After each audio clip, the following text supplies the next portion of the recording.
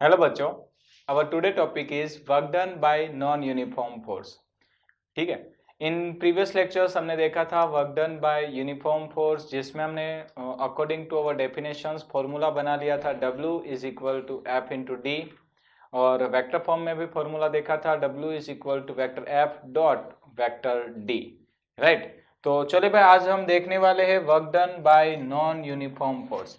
अब सबसे पहले तो ये समझना चाहिए कि भाई नॉन यूनिफॉर्म फोर्स किसे कहेंगे, तो कि भाई ऐसा फोर्स जो विथ रिस्पेक्ट टू टाइम या with respect to distance change होता हो। ठीक है, तो वैसा ही एक एग्जांपल मैंने यहाँ पे ले रखा है। यहाँ पे मुझे एफ वर्सेस एक्स का ग्राफ दिया गया है, जिसमें हम देख सकते हैं कि जब हमारा ग्राफ स्टार्ट हुआ तो मान लिया कि हमने जो एफ की वैल्यू थी वो थी एफ, और हमारे एक्स की वैल्यू थी x0। अकॉर्डिंग टू डिस्प्लेसमेंट, मतलब जैसे जैसे हमारा डिस्प्लेसमेंट हो रहा है तो हम नोट कर सकते हैं कि हमारा जो फोर्स का मैग्नीट्यूड है वो धीरे धीरे से इंक्रीज हुआ। इंक्रीज होते होते ये मैक्सिमम हो गया वो, और देन आफ्टर ये फिर से डिक्रीज होना स्टार्ट हुआ। डिक्रीज होते होते ये मिनिमम पॉइंट तक जा पहुंचा, मतलब कि फोर्स अब मिनिमम हो चुका है, और फिर से उसने इंक्रीज करना स्टार्ट कर दिया है। ठीक है, तो यहाँ पे हम देख सकते हैं कि फोर्स का जो मैग्नीट्यूड है वो पहले इंक्रीज होता है, फिर डिक्रीज होता है, और फिर इंक्रीज हो रहा है। इट मीन्स कि इस केस में हमारा जो फोर्स है वो डिस्टेंस के साथ वेरी हो रहा है, जिसे हम work done by variable force भी कभी कह सकते हैं। नॉन यूनिफॉर्म की जगह पर हम वेरिएबल वर्ड भी यूज कर सकते हैं। ठीक है बेटा, चलिए।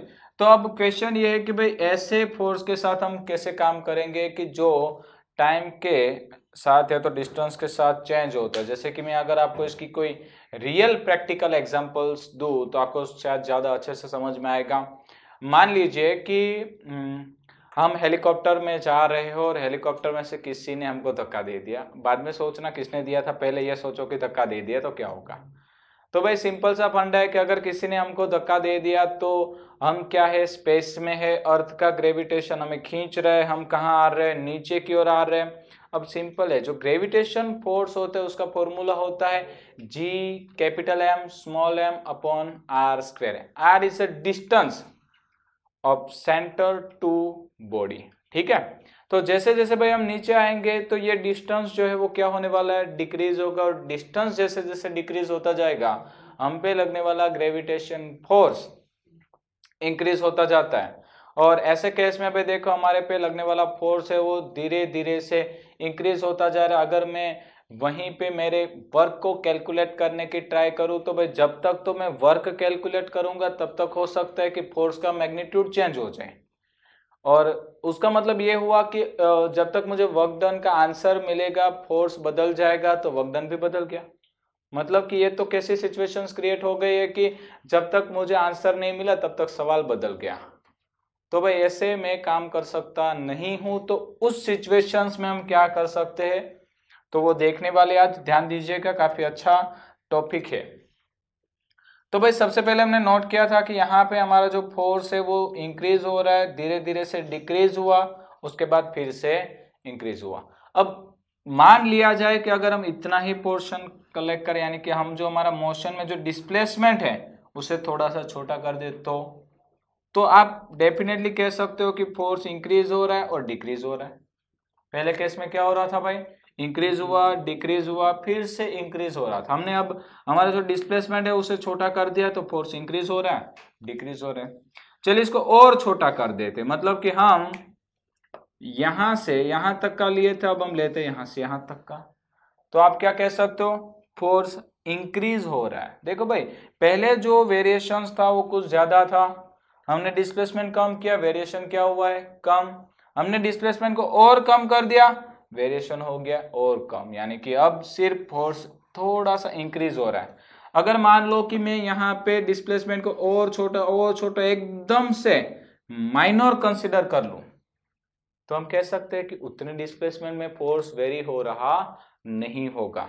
और जब फोर्स वेरी नहीं होता तो हम कह सकते हैं कि छोटे से डिस्प्लेसमेंट में हमारा वर्क डन हो रहा है बाय यूनिफॉर्म फोर्स। और यूनिफॉर्म फोर्स का तो फॉर्मूला हमें आता ही है। ठीक है, तो सबसे पहले हमें क्या करना होगा, तो कि यहाँ से एक छोटा सा पार्ट कंसिडर करना होगा, डिस्प्लेसमेंट का, और वो छोटा सा पार्ट है ds। याद रखना कि ये जो ds है उसका मीनिंग होता है कि इतना छोटा डिस्प्लेसमेंट कि जीरो के एकदम नजदीक बट जीरो नहीं है। और अगर हम इतना छोटा पार्ट कंसिडर करेंगे तो यहाँ पे आपका जो फोर्स है वो रहेगा यूनिफॉर्म। और अगर यूनिफॉर्म फोर्स के लिए मैं वर्क डन ढूंढूं, फाइंड करूं, तो अकॉर्डिंग टू अवर डेफिनेशन हम कह सकते हैं कि work done is equal to force F into ds, यानी कि force into displacement. But note करना चाहिए कि अगर डिस्प्लेसमेंट छोटा होगा तो वर्क डन भी छोटा ही होगा, और देयरफॉर मैंने यहाँ पे लिखा हुआ है dw। dw इंडिकेट करता है कि आपके वर्क डन का जो मैग्नीट्यूड होगा वो एकदम छोटा है। क्यों छोटा है? क्योंकि भाई डिस्प्लेसमेंट ही छोटा है। तो अब हम क्या करेंगे, तो कि भाई ऐसा फंडा और अप्लाई करेंगे, एक दूसरा डिस्प्लेसमेंट लेते, तीसरा लेते, चौथा, पांचवा, छठा, ऐसे हम पूरी जो मोशंस थी सबके पार्ट करते जाएंगे और क्या करेंगे भाई, सबके वर्क डन फाइंड आउट करेंगे। यानी हम लिख सकते हैं कि टोटल वर्क डन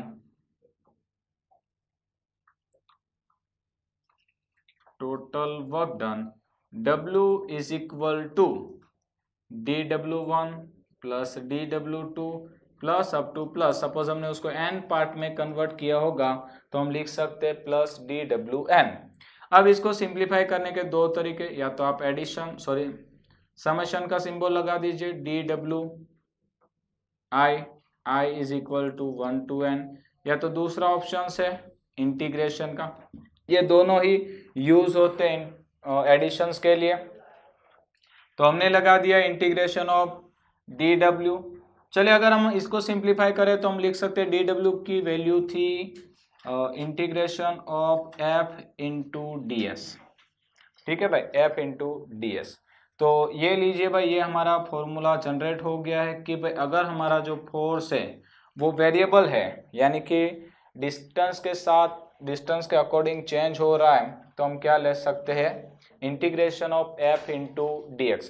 कई बार बच्चों हम प्रॉब्लम्स के अकॉर्डिंग इस फॉर्मूले को चेंज करते हैं। कभी हम लिखेंगे f इंटू dx, कभी हम लिखेंगे f इंटू dr। तो आपको टेंशन नहीं लेना है, क्योंकि s symbol of displacement, x भी वही है, r भी वही है। तो हम कभी ये लेंगे, कभी ये लेंगे, कभी ये लेंगे, तो भाई आपको कुछ डर नहीं लगना चाहिए, एकदम सिंपल है। डिस्प्लेसमेंट को हम x से डिनोट कर रहे हैं, डिस्प्लेसमेंट को हम कभी r में डिनोट करेंगे। ठीक है भाई, तो ये था हमारा work done by non uniform force का एग्जाम्पल, और हमारा फॉर्मूला होता है W is equal to integration of f into dx। ठीक है भाई, इन नेक्स्ट लेक्चर्स हम देखेंगे work done by graph. Thank you guys.